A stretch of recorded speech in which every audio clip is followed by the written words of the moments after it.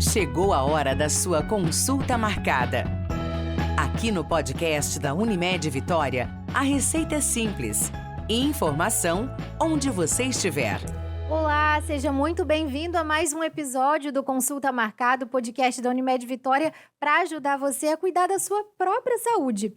E hoje eu vou começar o podcast, gente, fazendo uma pergunta. Na verdade, não é nem uma pergunta, é mais uma afirmação, né? Porque quem nunca, nem uma vezinha, já sentiu alguma dor de cabeça, por menor que seja?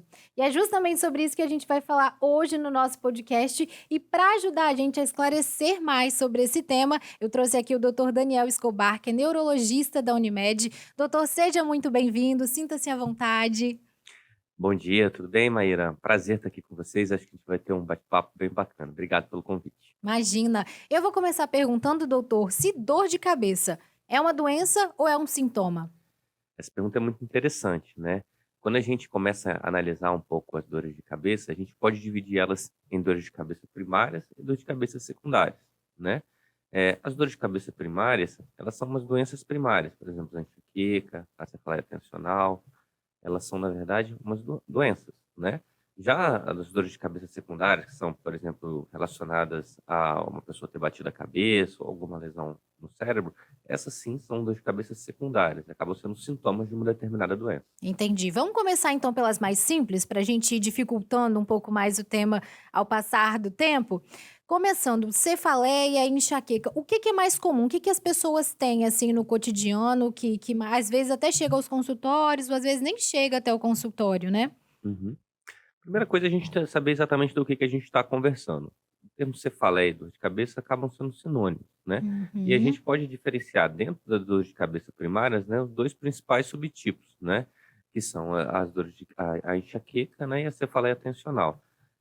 De uma forma geral, a cefaleia tensional é o tipo de dor de cabeça mais comum na população, tá? Uhum. Aí seguido logo depois pela enxaqueca. Então, assim, como a enxaqueca acaba tendo uma repercussão clínica um pouco maior, a gente acaba vendo nos nossos consultórios o maior número de pacientes que têm enxaqueca, embora não seja, né, como falei anteriormente, a principal causa de dor de Entendi. cabeça. E a cefaleia, ela é causada pelo quê, doutor? Tem vários fatores que podem causar a cefaleia?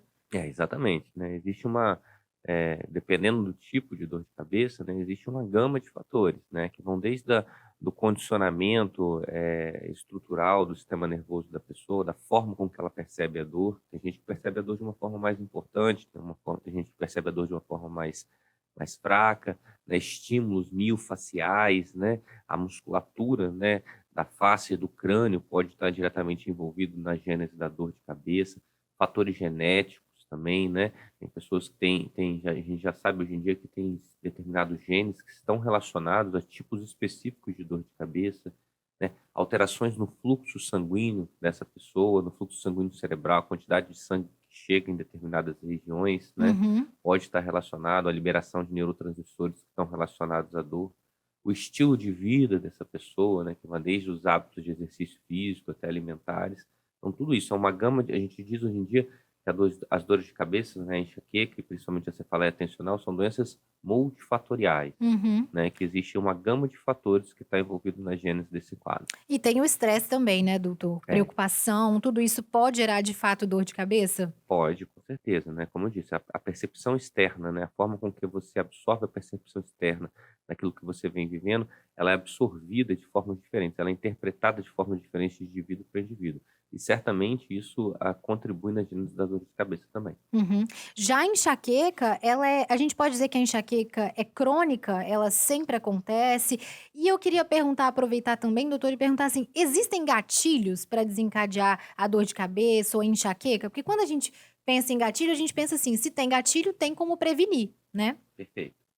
Então, vamos responder a primeira pergunta, né? Muitas perguntas, né?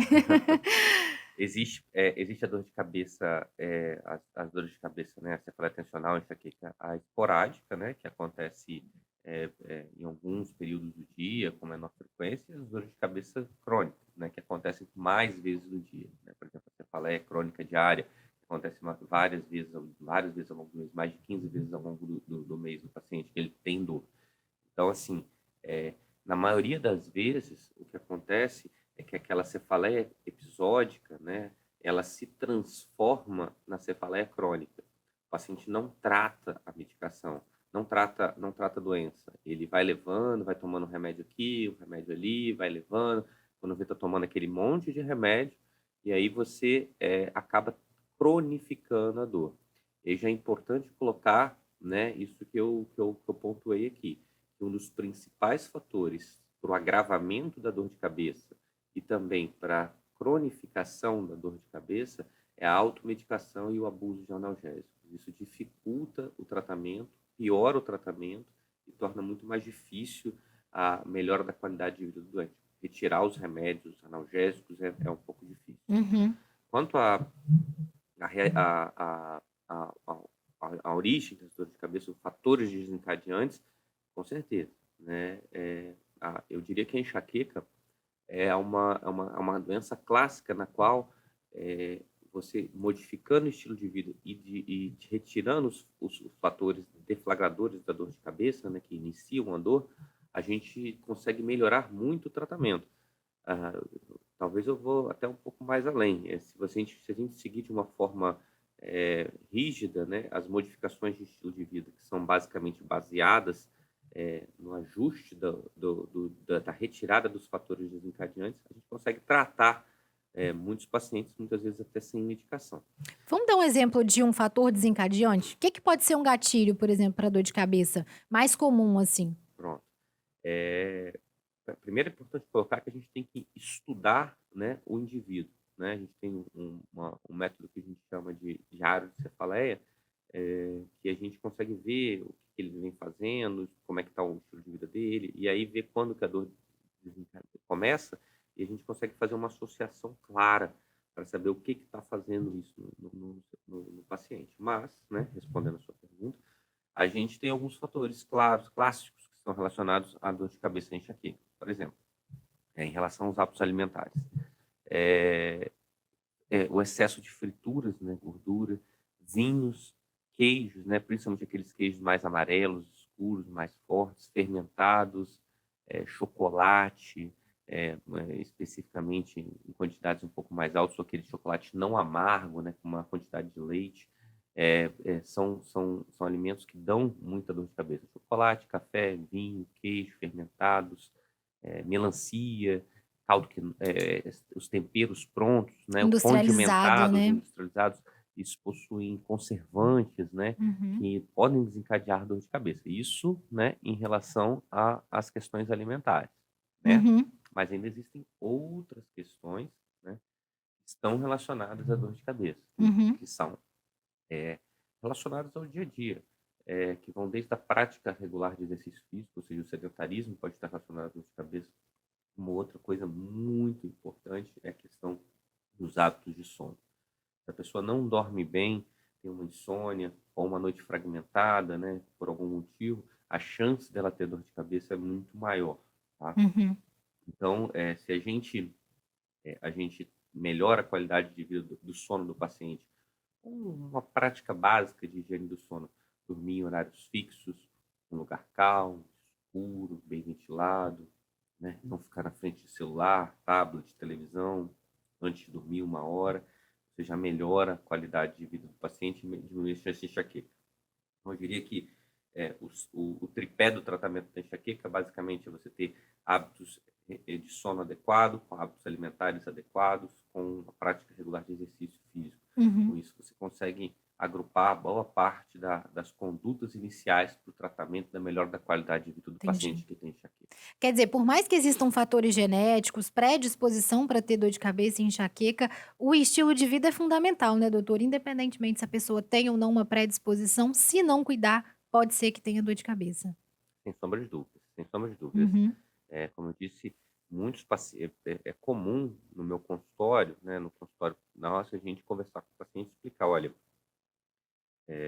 a gente pode tentar tratar você só com modificação de estilo de vida, só com você tentando melhorar a forma que você enxerga a sua doença, você entendendo como é a doença.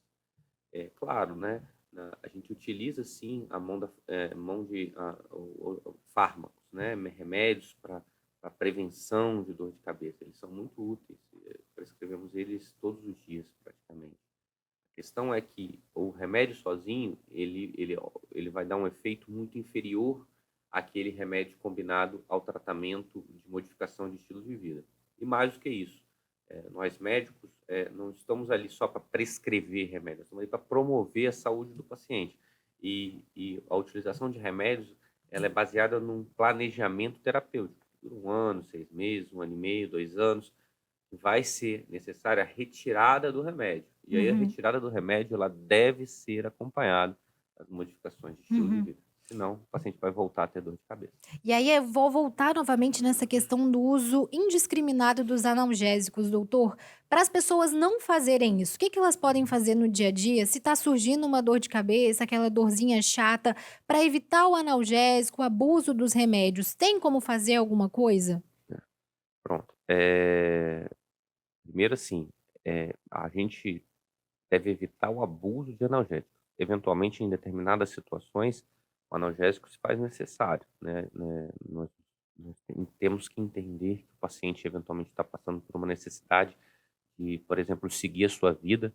Eu cito sempre, por exemplo, você tem uma reunião importante, né, e não pode faltar, né, e aí precisa de ir, né, de alguma forma, então você pode utilizar sim o uso das medicações analgésicas. O que não pode é abusar dessas medicações. A gente pergunta o que que é abusar? Abusar, de uma forma geral, a gente pode dizer quando o paciente passa a tomar o remédio mais de 2 vezes por semana, tá? Então, a gente pode lançar mão de alguns mecanismos, né? Primeiro, né, já modificando de forma preventiva, a gente já reduz bastante o número de episódios de dor. Mas caso esses episódios ocorram, a gente pode fazer com que o paciente, se ele tiver a condição de ir para um lugar no qual, com a menor quantidade de estímulos, onde ele possa descansar, a gente muitas vezes consegue evitar o uso do analgésico. Outra coisa é utilizar a mão de medicações que não necessariamente são analgésicos e que não necessariamente vão estar relacionadas ao abuso de analgésicos.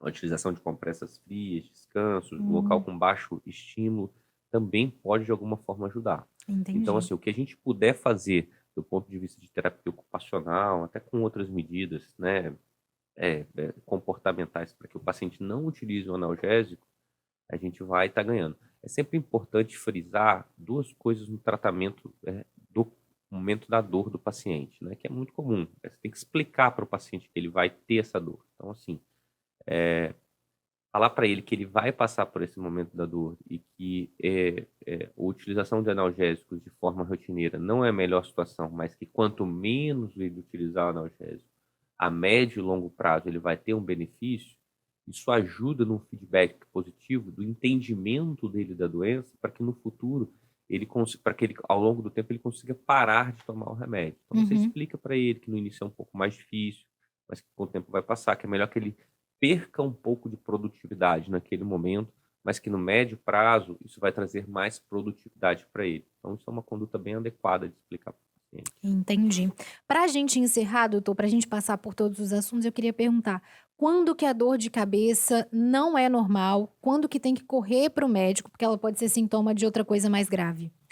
Pronto, essa é outra pergunta que ela é muito boa também. Acaba sendo uma utilidade, né, uma informação de saúde pública. Quando a gente chama isso de sinais de alarme. Quais são os sinais de alarme que a gente tem que saber para que a dor de cabeça, ela não é uma dor de cabeça normal? Por exemplo, né, a dor de cabeça quando ela é a pior dor de cabeça da sua vida. Quando ela é acompanhada de algum sinal neurológico focal. Por exemplo, eu estou com dor de cabeça e meu braço não está mexendo bem. Outro exemplo, né, quando a dor de cabeça ela piora muito quando deita. Quando o cara fica deitado, a dor de cabeça só piora. Ele levanta, melhora, né? É uma coisa que a gente começa a ficar pensando também. Aquela dor de cabeça que ela vem progressivamente piorando, né, ao longo do tempo. Outra situação, o paciente que tem mais de 50 anos e começa a ter uma dor de cabeça que ele nunca teve antes na vida. Então, assim, são sinais de alarme que a gente começa a buscar na história do paciente, que faz a gente pensar um pouco mais numa dor de cabeça, que é uma dor de cabeça secundária a alguma coisa. E a gente tem que investigar um pouco mais nesses casos. E aí pode ser que tenha o quê por trás dessa dor de cabeça, doutor? Pode ter bastante coisa, né? Desde as lesões cerebrais específicas, né? Como os tumores, as tromboses, né? As síndromes de hipertensão intracraniana. Enfim, tem várias condições que elas, de fato, elas abrem com dor de cabeça, que a principal manifestação clínica é a dor de cabeça. É importante no neurologista ter consciência da existência dessas indicações, mas é importante também que a gente não crie um alarme generalizado. A maioria das dores de cabeça, elas são dores de cabeça primárias e tratáveis, e que não há necessidade de realização de uma investigação complementar detalhada com exames de imagem. Isso é importante, o neurologista usar sempre da história, do exame físico do paciente, que são as principais armas dos nossos médicos. É isso aí, então, gente. Prevenção, autocuidado e principalmente atenção com os sintomas, porque dor de cabeça é algo sério, precisa ser sempre bem avaliado, né, doutor?